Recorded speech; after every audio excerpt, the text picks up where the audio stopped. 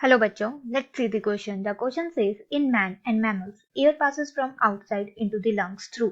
तो हमें यहाँ बताना है मैन और मैमल्स में जो एयर पास होती है आउटसाइड से इनसाइड इनटू द लंग्स, तो वो किस स्ट्रक्चर या किस ऑर्गन्स के थ्रू होती है. तो यहाँ पे करेक्ट ऑर्डर हमें फाइंड करना है.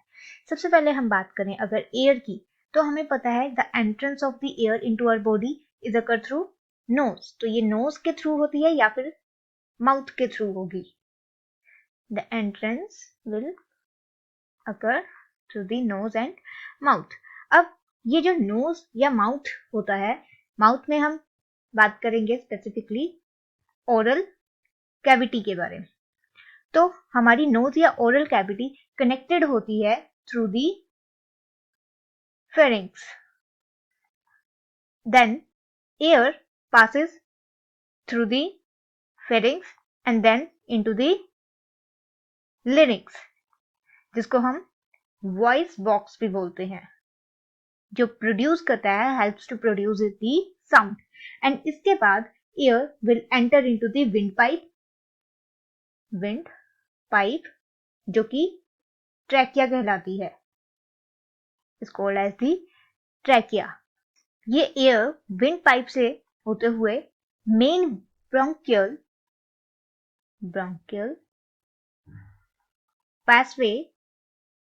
पाथवे या से होते हुए, या फिर हम बोल सकते हैं इस ब्रोंकियल पैसेजवे को ब्रोंकाई. तो ये ब्रोंकाई से होते हुए सब डिवाइड हो जाएगी इनटू दी लंग्स. तो यहाँ पे लंग्स में आके ये स्मॉलर एयरवेज में सब डिवाइड हो जाएगी, जिसको हम बोलते हैं ब्रोंक्यूल्स.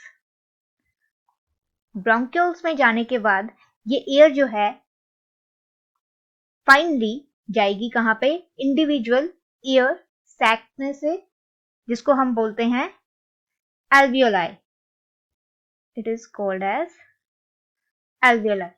And alveoli से जो ऑक्सीजन है वो एंटर करेगी इनटू दी ब्लड स्ट्रीम. तो ये फिर ब्लड में मिक्स होके टिश्यूज में जाएगी एंड यही ऑक्सीजन फिर ईच एंड एवरी सेल को प्रोवाइड की जाएगी. तो यहाँ हम बोल सकते हैं करेक्ट ऑर्डर क्या होगा. Firstly nasal cavity, then pharynx, then larynx, trachea, bronchi, bronchioles and in last alveoli. तो हमारा राइट आंसर होगा option number D. Hope you understand the problem. All the best. Thank you.